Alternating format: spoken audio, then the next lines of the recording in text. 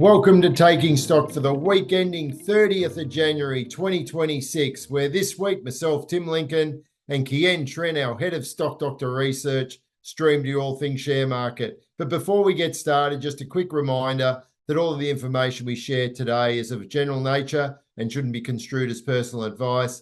And all of the data and performance metrics we also display are all historical and therefore shouldn't be relied upon as a guide for future performance. Hello, Kien. How are you? Great to be here, Tim. We're just preparing for the reporting season. It's on our doorstep now, Tim, and it's going to be a time when we really focus on the facts, the numbers, and let that do the talking rather than speculation. So looking forward to the next couple of weeks. Yeah, and can you believe February's here already? And that does suggest that reporting season is just around the corner, which is really, really exciting.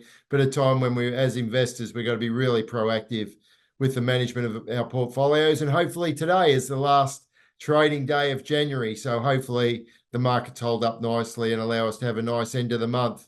But the markets generally, Kien, have been fairly subdued. But one standout theme continues, and that's the gold theme. Prices remain elevated, supported by geopolitical uncertainty, a softer US dollar, and inflation providing a stickier than expected environment. And the strength has helped cushion our star stocks. That's the gold strength, and especially the gold stocks, really has supported our star stocks within our portfolios. And as we head into a critical first half reporting season, it's really important that we actively manage our portfolios with those star growth stocks, especially the golds that might be carrying a bit of overweight position in our portfolios. But during reporting season, it's when high quality companies like Pro Medicus, Cochlear, REA can prove their resilience through earnings and guidance. And after being sold down on macro concerns, especially the growth-orientated stocks and the stocks I just mentioned, results season can help reaffirm their fundamentals and their overall quality, and therefore create opportunities for those investors who have remained really patient through a bit of a rocky period for those businesses. Yeah, and speaking about rocky period, Tim, a big driver of that volatility has been this shifting interest rate expectations. I mean, look at the inflation figures during the week. They surprised on the upside with the underlying CPI. That rose to 3.4%, and that's above market forecast and also above the RBA's expected range of between 2 to 3%. So that lifted the probability that the RBA may need to tighten again as early as next week, Tim. And higher rates, they tend to put some pressure on the more interest rate sensitive parts of the market, particularly retail and also property and high growth stocks, as you mentioned, Tim, which is exactly where we've seen investors become more cautious in recent weeks. Yeah, but at the end of the day, macro headlines can change really quickly, can't they, Kien? The most important thing for investors, especially heading into reporting season, is to block out that macroeconomic noise and stay focused on bottom up fundamentals.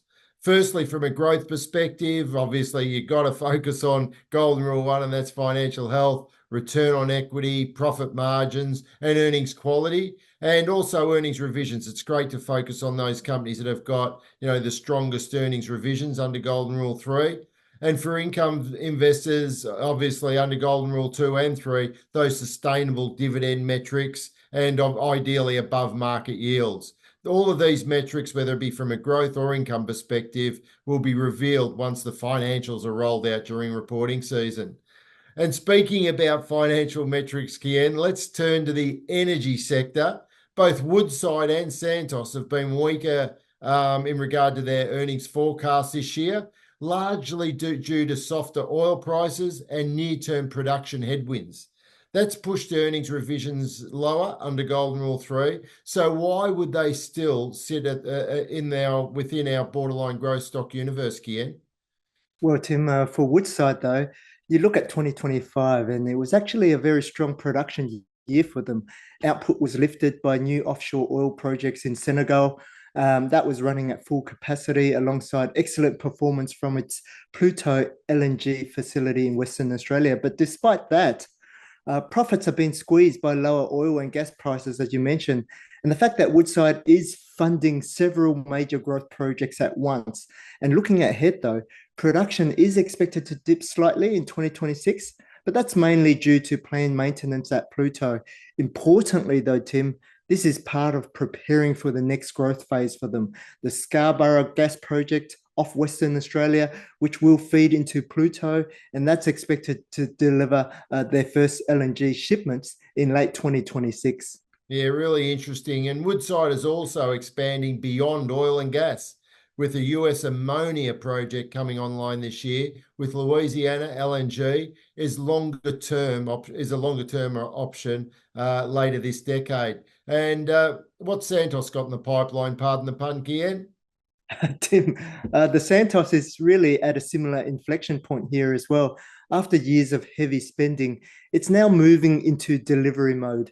The Barossa gas project near Darwin, that's about to ship its first LNG cargo, while the Pikka oil project in Alaska, that's on track for its first production in early 2026. So together, these projects are expected to lift Santos output by around 30% by 2027.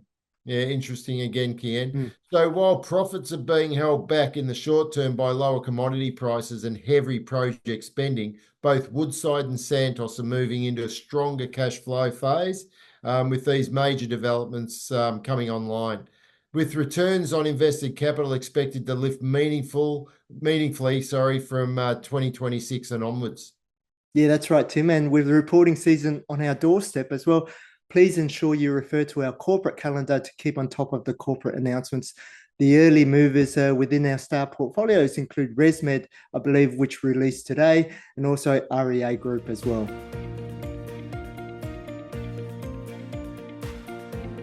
And now to Under the Microscope, Kien. And this week we're putting star income stock and insurance broker AUB Group under the microscope. The stock entered a trading halt and underwent a capital raising to fund a large acquisition. That acquisition is a UK insurance broker and underwriting platform called Prestige.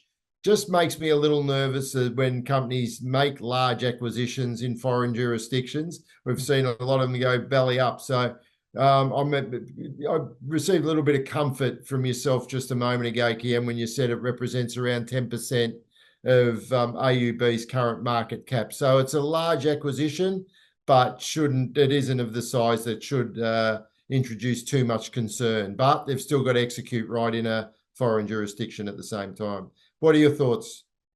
Yeah, that's right, Tim. I mean, it's just a bit over 10%, but not major in the grand scheme of things. We've seen acquisitions going above 30%, and that becomes quite a significant risk. But with Prestige, it is a meaningful step in expanding AUB's UK presence and also to diversify its revenue stream as well. Importantly, it gives AUB entry into this managing general agent or MGA market.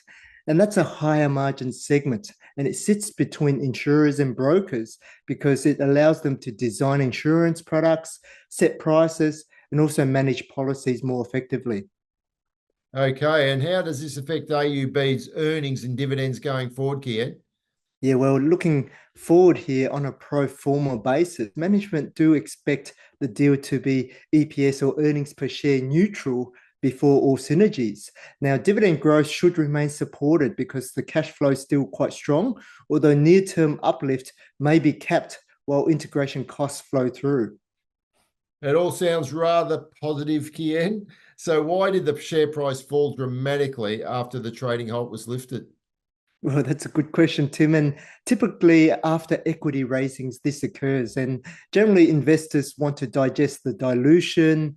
There was new debt as well, Tim, which could affect financial health, but we see that as manageable. And also there's execution risks of integrating a large offshore business, even if the strategic logic does sound sound. Yeah, absolutely. There are always those risks present. So they've got to now prove themselves and make sure the acquisition is integrated as quickly and as smoothly as possible, and ultimately profitably. There are certainly active risks to consider, aren't there, Kian? And this may be present an opportunity for those who are comfortable with the acquisition risks. The deal price looks reasonable, financial health remains satisfactory, and the stock is trading at an attractive discount to fair value under Golden Rule 5 at the moment. And the dividends do appear sustainable, with a fully franked yield of still around 3.3%. But yeah, there are risks that need to be taken into account. But AUB, I think, have a pretty good management team who've got a good track record of integrating businesses quite well. And maybe Kien, that acquirer who was sniffing around a little not so long ago, maybe they'll come back onto the playing field as well.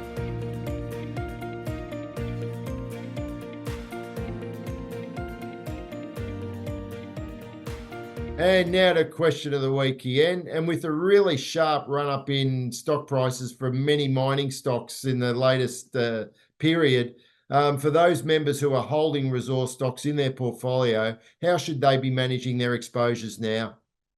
Well, Tim, it's extraordinary how miners have rallied over the last few months, and we've seen strong flows into those hard assets or metals as investors respond to that weaker US dollar, sticky inflation, tariff uncertainty, and ongoing geopolitical risks. And gold, in particularly, has benefited along with green energy assets like copper and lithium. But the key point is that rallies like this are rarely sustainable forever, and resources are cyclical. And when prices run ahead of fundamentals, risks start to rise.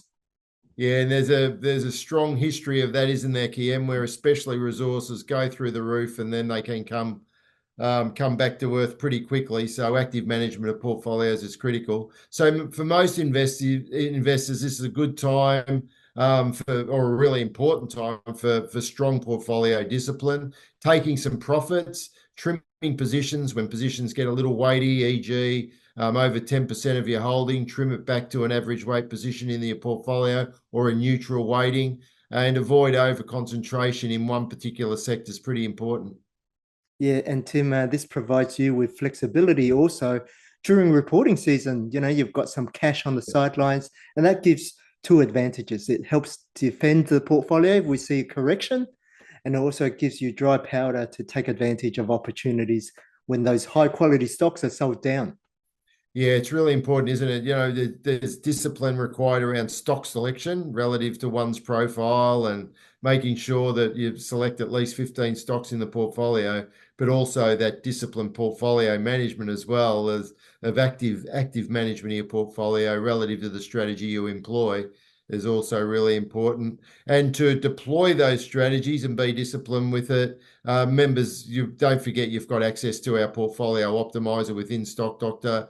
It allows you to rebalance your exposures and ensure your portfolios remain diversified across, as I said a moment ago, at least 15 high quality stocks, whether they be growth, income, or a combination of the two. All right, Kien, another taking stock comes and goes, but always great sitting down with you. Yeah, hopefully today finishes off strongly, and can't wait for reporting season to take off. A pleasure, Tim, and let's manage that volatility during reporting season. Yeah, the markets will always be volatile. We know that, but at the end of the day, the last few years have been incredibly strong, haven't they? But there's always different cycles, always different themes, different sectors having their run. That's the way the market goes. But as long as we apply pretty much a systematic and a mechanical approach to the way we go about things, then you've got the ability to ride through all of the volatile periods that different areas of the market present at times. So that's great, Kien. Excellent. And just a quick reminder too that if you've got any family or friends out there who think you benefit from Stock Doctor, let them know you receive a $200 discount on any one of your family or friends who come on board as a deduction off your next renewal. So keep that in mind too. And remember that extended suite of services we now offer through our merger with Prime Financial Group. It's a wonderful suite of financial products to help you plan your life and your family's lives in great detail. All right, until next week, have a happy, healthy, and prosperous week.